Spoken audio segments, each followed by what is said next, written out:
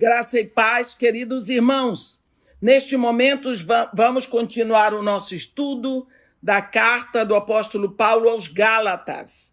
E neste momento vamos começar no capítulo 2. O capítulo 1 já foi feito, agora capítulo 2, e nós vamos ler do versículo 1 ao 10º. Gálatas 2, de 1 a 10, onde está escrito assim: 14 anos depois subi outra vez a Jerusalém com Barnabé, levando também a Tito. Subi em obediência a uma revelação e lhes expus o evangelho que prego entre os gentios, mas em particular aos que pareciam de maior influência, para de algum modo não correr ou ter corrido em vão. Contudo, nem mesmo Tito, que estava comigo sendo grego, foi constrangido a circuncidar-se.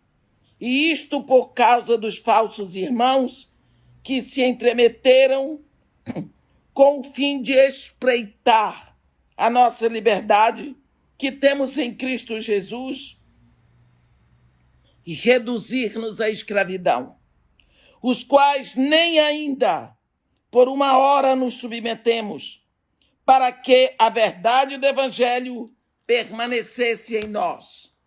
E quanto àqueles que pareciam ser de maior influência, os quais tenham sido outrora, não me interessa. Deus não aceita a aparência do homem. Esses, digo, que me pareciam ser alguma coisa, nada me acrescentaram. Antes, pelo contrário, quando viram que o evangelho da incircuncisão me fora confiado, como a Pedro o da circuncisão, pois aquele que operou eficazmente em Pedro para o apostolado da circuncisão, também operou eficazmente em mim para com os gentios. E quando conheceram a graça que me foi dada, Tiago, Cefas e João, que eram reputados colunas, me estenderam a mim, a Barnabé, a destra de comunhão, a fim de que nós fôssemos para os gentios e eles para a circuncisão, recomendando-nos somente que nos lembrássemos dos pobres, o que também me esforcei por fazer. Amém, meus irmãos? Aqui, Paulo mostra que ele queria guerrear pela liberdade. Primeiro, ele luta pela liberdade cristã no Concílio de Jerusalém, lá em Atos 15, de 1 a 35. Depois, numa reunião privada com Pedro, em Gálatas, de 11 a 21, 2. Se Paulo não tivesse lutado, a igreja no primeiro século teria se tornado uma seita judaica, pregando uma mistura de lei com graça. Os participantes do Concílio de Jerusalém, Paulo, Barnabé e Tito. Vamos ver um pouco sobre esses três. Paulo, já conhecemos. Barnabé, amigo íntimo de Paulo, foi ele que abriu o caminho para Paulo na igreja em Jerusalém. Você vê isso lá em Atos 9, versículos 26 a 28. Seu nome significa filho do encorajamento. Quando o evangelho chegou a Antioquia, ele foi enviado ali para encorajar a fé dos irmãos. Você isso em Atos 11, você lê de 19 a 24. E foi ele que introduziu Paulo no ministério em Antioquia, e juntos trabalharam pelos irmãos. Barnabé acompanhou Paulo na primeira viagem missionária e encorajou João Marcos, seu primo. Esse é Barnabé. E Tito? Tito era um crente gentil, produto do ministério de Paulo. Está lá em Atos 1. Está lá em Titos 1, no versículo 4. Esses três homens foram enfrentar os três pilares da igreja em Jerusalém: Pedro, Tiago e João. Primeiro, o que não foi morto por Herodes. Esse Tiago, logicamente, é aquele que não foi morto por Herodes.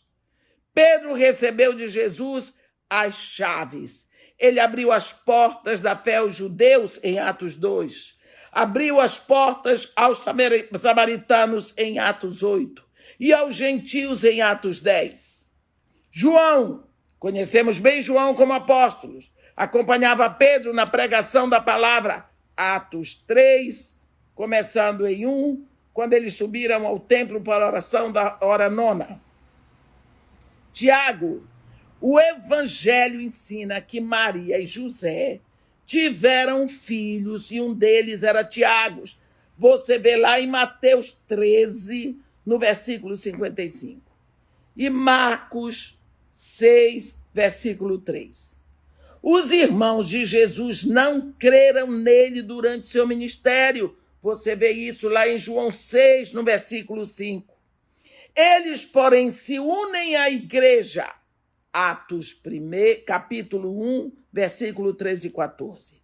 Paulo nos informa que Cristo apareceu a Tiago e isso foi o princípio do seu ministério. Você lê isso em 1 Coríntios 15, de 5 a 7. Ele foi líder na igreja em Jerusalém. Escreveu uma epístola e sugere ter sido muito judeu no seu modo de pensar. Com esses homens, apóstolos e anciãos, Atos 15, estava o grupo dos falsos irmãos que se infiltravam nas reuniões, mas não eram verdadeiros cristãos. Vamos ver no versículos 1 e 2 aqui de Gálatas 2, a consulta preliminar. Paulo e Barnabé voltaram de Antioquia da sua primeira viagem, felizes, mas os judaizantes não gostaram do que eles diziam. Então, vieram a Antioquia para ensinar que um gentio tinha que se tornar judeu antes de ser cristão. A circuncisão que eles exigiam dos gentios era rito desde Abraão. Você vê lá Gênesis 17, quando Deus diz para Abraão: todo macho entre vós terá que ser circuncidado.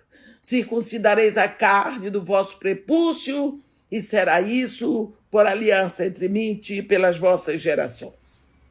Quando Paulo e Barnabé os confrontaram com a verdade, houve contenda, está lá em Atos 15, no versículo 2. E decidiram levar a questão aos líderes da igreja em Jerusalém.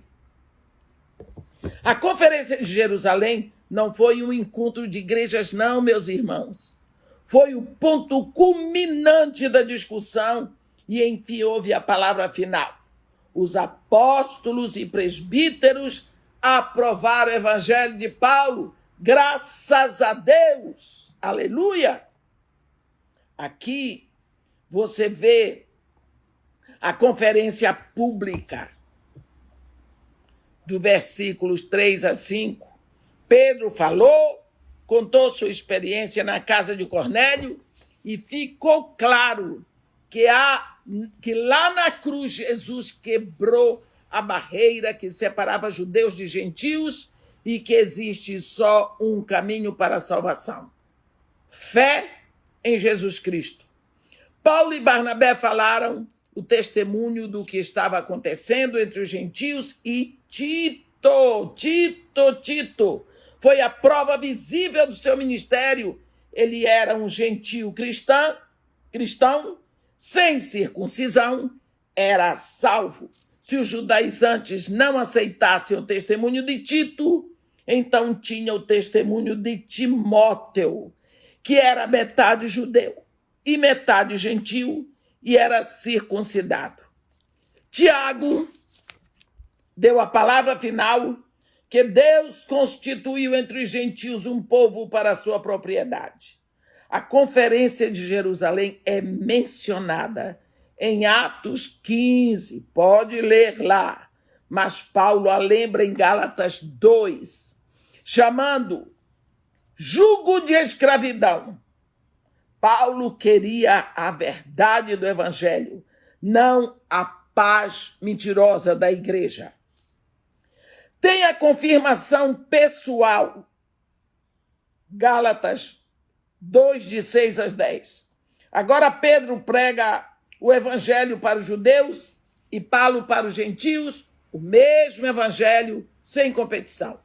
Mesmo assim, os judaizantes perseguiram Paulo, invadindo as igrejas que ele fundava, e é lógico que eles chegavam às igrejas da Galácia para semear a semente da discórdia. E é por isso que Paulo envia esta carta aos Gálatas, escrita certamente de Antioquia, logo depois do Concílio de Jerusalém. Alguns acham que foi de Éfeso ou Corinto. Não importa, mas também crê-se que é a mais antiga carta de Paulo. Agora, nós vamos ler do versículo 11 ao versículo 24. Versículo 11.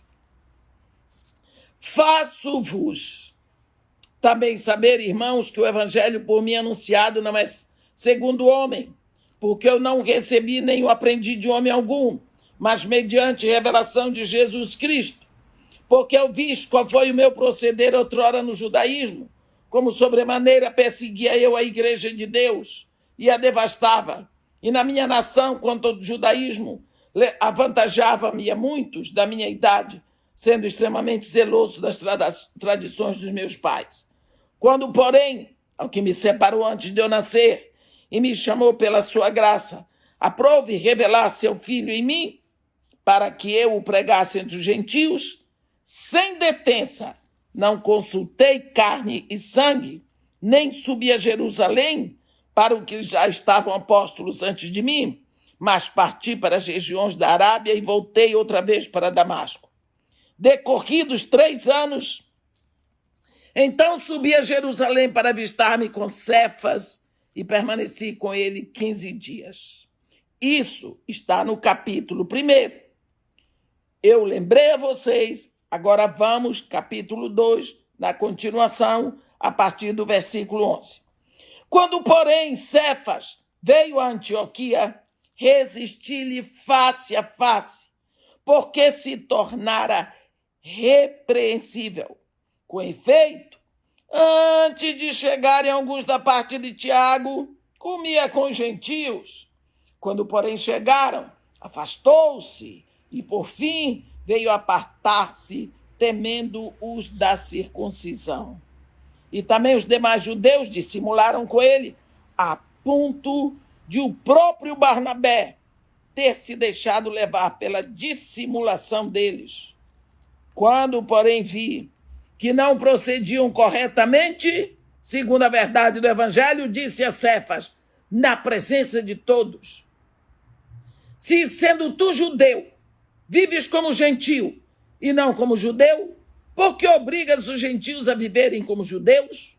Nós, judeus por natureza e não pecadores dentre os gentios, sabendo, contudo, que o homem não é justificado por obras da lei, e se mediante a fé em Jesus Cristo, também temos crido em Cristo Jesus, para que fôssemos justificados pela fé em Cristo, e não por obras da lei, pois por obras da lei ninguém será justificado.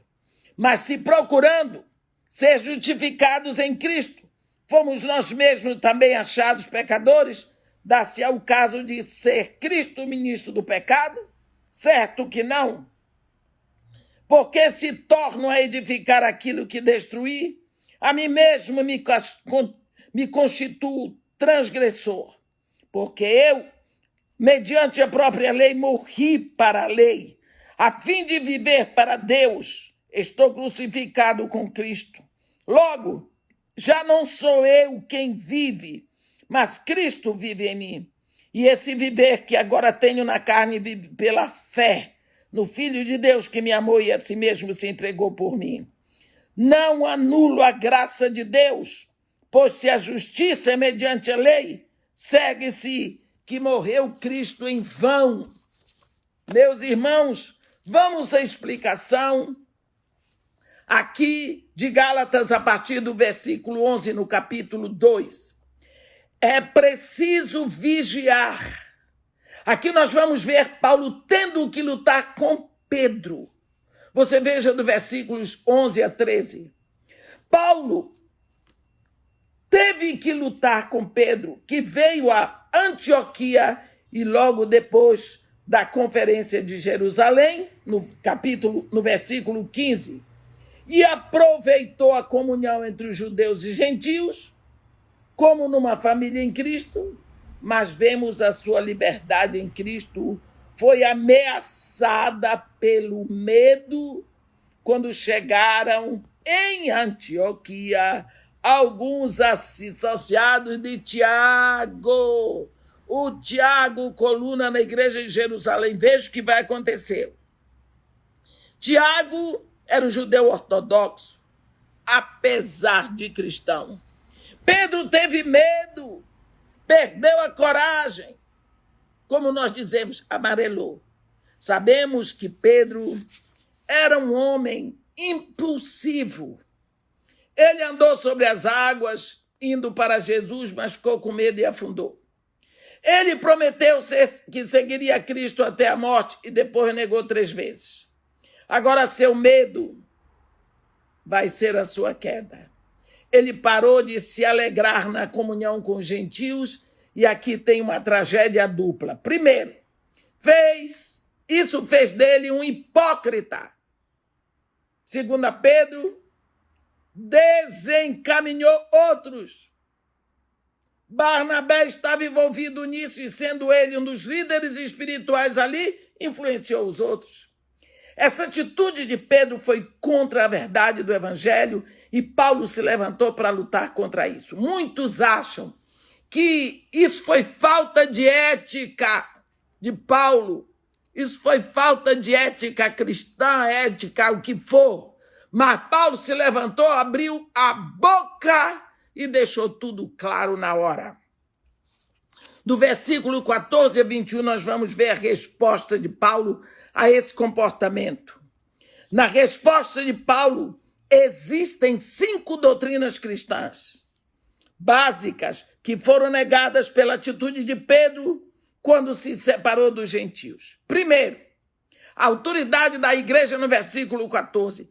Pedro era judeu, porém pela fé em Jesus se tornou um cristão, sendo assim parte da igreja. Vemos que Jesus ensinou a Pedro a lição em Atos 10, na casa de Cornélio. E na conferência em Jerusalém, Paulo entrou com força na defesa da liberdade do evangelho, resistindo a Pedro face a face, dizendo na presença de todos, aqui no versículo 14, como sendo tu judeu, vives como gentio e não como judeu, porque obrigas então os judeus a viverem como os gentios a viverem como judeus. Inconsistência de Pedro. Paulo abriu a boca. Outra doutrina que Pedro errou, versículo 15 e 6. A doutrina tremendamente maravilhosa da justificação pela fé. É a primeira vez que temos a palavra justificação em Gálatas. E provavelmente nos escritos de Paulo. E essa palavra é chave para a reforma. Lembra? Como pode o homem ser justo para com Deus? Você lê isso em Jó, no capítulo 9, versículo 2. Deus diz em Abacuque 2, no versículo 4, o justo viverá pela sua fé. Começa assim o versículo. Olha o soberbo, a sua alma não é reta nele, mas o justo viverá pela sua fé. É Deus quem diz isso. E isso libertou Martinho Lutero da escravidão religiosa. Isso é explicado em Romanos 1, no versículo 17, Gálatas 3, no versículo 11, Hebreus 10, versículo 38. Romanos explica o justo, Gálatas explica viverá e Hebreus explica pela sua fé. Justificação, meus irmãos, é um ato de Deus em que ele declara o crente, o pecador, justo em Jesus Cristo. Justificação é um ato, não é um processo. Não é resultado do trabalho do homem, é um ato de Deus. É Deus que nos justifica, Romanos 8:33. E é Deus, fazendo as obras da lei que somos justificados? Não. É pondo nossa fé em Jesus Cristo. Como vemos em Romanos 3, no versículo 20, a lei foi dada para revelar pecado e não para redimir do pecado. Pela justificação, Deus declara o homem justificado. Ele não o faz justo. O homem sem Cristo é culpado, mas quando põe a fé em Cristo, é declarado sem culpa. Justificação não é um perdão, porque uma vez que Deus nos declara justo, é para sempre. Você vê isso bem em Romanos 4, de 1 a 8. Deus justifica pecadores e não pessoas boas. Nos versículos 17 e 18, nós vemos que somos livres da lei. Na conferência de Jerusalém, Pedro comparou a lei de Moisés a jugo. Pedro comparou a lei de Moisés a jugo de escravidão. Agora ele se colocou sob esse jugo. Paulo disse a Pedro: você pregou o evangelho para judeus e gentios e agora, indo de volta para a lei, está reconstruindo o que você derrubou. Paulo era terrível e é, glória a Deus. Versículos 19 e 20, ele vai falar do verdadeiro evangelho. A morte, enterro e ressurreição são as verdades chaves do evangelho. Somos salvos por fé quando Cristo morreu por nós. Vivemos por fé em Cristo. Isso significa que estamos mortos para a lei. Voltar para a lei é retornar para a sepultura. Versículo 21 fala da graça de Deus.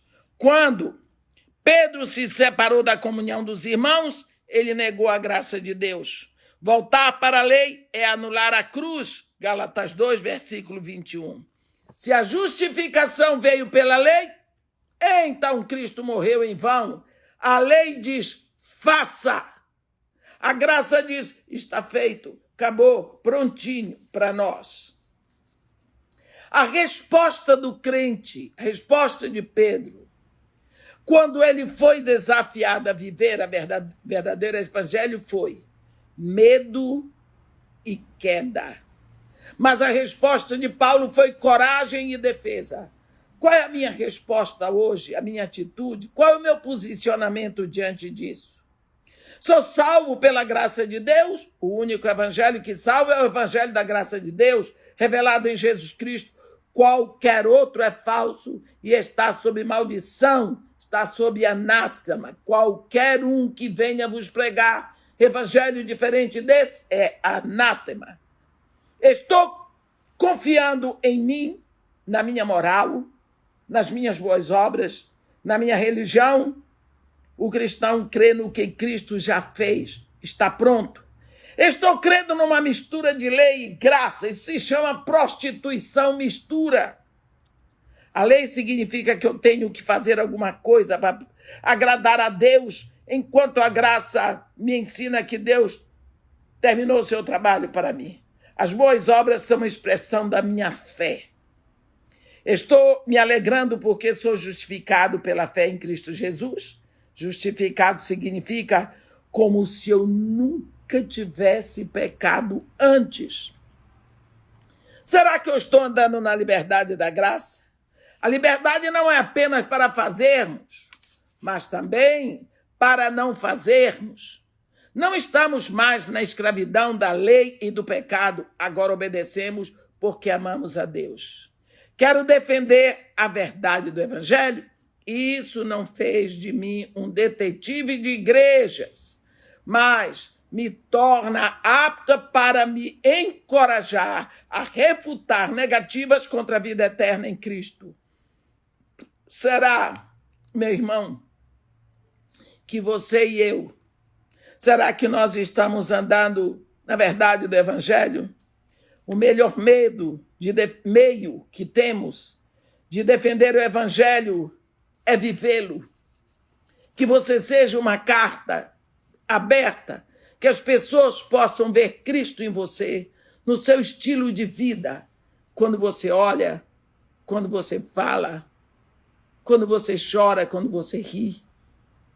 Podemos ver o caráter de uma pessoa por tudo aquilo que a faz rir ou por aquilo que a faz chorar. Tem pessoas que, para se sentirem bem e dizerem que são livres, riem de piadas imorais. É muito fácil saber se você é um imoral, se você ri e acha interessante piada imoral. É fácil ver o que lhe agrada, se você se satisfaz no meio do povo que está vivendo o mundo, se satisfazendo com o mundo. Portanto, o melhor meio de defender o Evangelho é viver o Evangelho.